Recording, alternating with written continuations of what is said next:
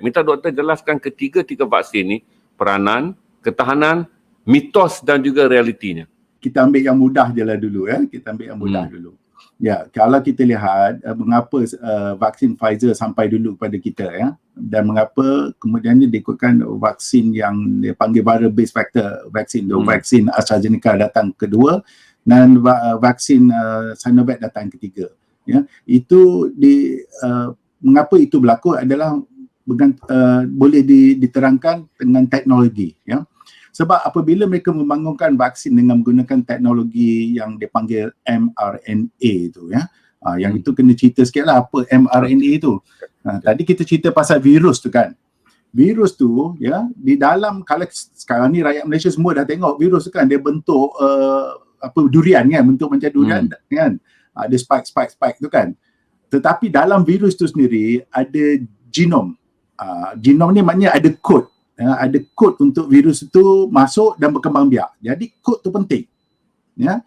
Jadi apabila Pfizer membangunkan vaksin, dia telah mengambil sebahagian daripada kod virus itu.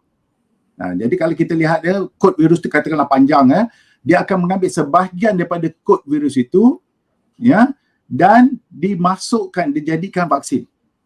Jadi dia buat dalam makmal, dia buatkan dia gandakan kod virus tu tadi. Tapi bukan semua ya, dia ambil sebahagian saja daripada kod virus tu, digandakan di dalam makmal dan dijadikan vaksin. Jadi proses itu mengambil masa yang pendek, sekejap saja. Ya, sebab sekarang ni menggunakan teknologi yang telah ada, kita boleh membangunkan vaksin dengan sekadar yang begitu cepat kalau menggunakan teknologi yang dipanggil mRNA itu tadi. Itulah sebabnya mengapa vaksin Pfizer sampai dulu pada kita. Ya, proses pembikinan dia adalah cepat. Yang keduanya tadi, kalau kita lihat yang dikata viral based vaccine yang AstraZeneca tu, dia juga mengambil sebahagian daripada kod virus tu tadi, tetapi dia masukkan dalam virus yang lain.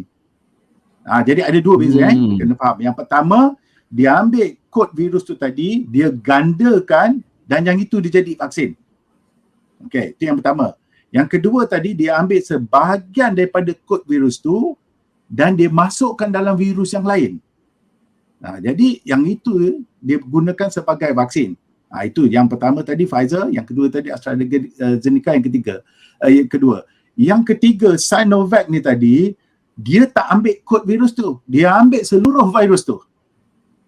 Jadi maknanya di dalam makmal dia kembang biakkan virus itu. Itu sebab itu vaksin Sinovac tu dia lambat. Sebab dia perlu membiakkan virus itu dalam makmal dia dengan kadar yang tinggi. Selepas itu virus itu dimatikan. Semua virus, the whole, semua satu virus tu dia matikan. Dan virus itu digunakan jadi vaksin. Jadi proses untuk membuat vaksin itu adalah lama kerana dia kena membiakkan dulu dan lepas tu dia matikan virus itu, dia memastikan yang virus dah betul-betul mati baru dijadikan vaksin. Jadi ini adalah 3 proses yang berlainan. Ya. Jadi jangan kita katakan vaksin ni adalah lebih baik, ni kayangan, yang ini tak ada. Dia adalah proses yang berlainan, sebab itu dia mengambil masa yang lama, ya, tetapi keberkesanannya adalah sama. Ya, tapi yang tadi tu dia ambil kod daripada yang pertama tadi, dia ambil kod daripada virus, dia gandakan, dia jadikan vaksin, dia masuk, dia inject kepada kita dan badan kita itu akan mengeluarkan protein virus itu sendiri. Ya, tetapi protein yang dikeluarkan itu adalah hanya berbentuk sementara, cukup untuk merangsang sistem ketahanan imun kita dan lepas itu dia akan berakhir. Ya, yang keduanya, kod itu tadi dimasukkan dalam satu virus, ya, dan virus itu dibagikan kepada kita dan virus itu tidak boleh menyebab jangkitan kepada manusia. Ia adalah virus yang berasal daripada chimpanzee, ya. Jadi virus itu tidak boleh, dia tidak boleh membiak lagi, dia hanya masuk badan kita, ya, menyampaikan kod virus tadi kepada badan kita mengeluarkan vaksin itu sendiri. Jadi kita mesti ingat yang pertama dan kedua ni, vaksin dia adalah di mana badan kita sendiri yang akan mengeluarkan vaksin. Okey? Itu yang beza dia yang dua. Yang ketiga tu tadi, ya, dia menggunakan virus yang telah dimatikan. Jadi virus itu sendiri telah menjadi vaksin yang diinjekkan pada badan kita. Jadi kita kena tengok ada 3 teknologi yang berlainan.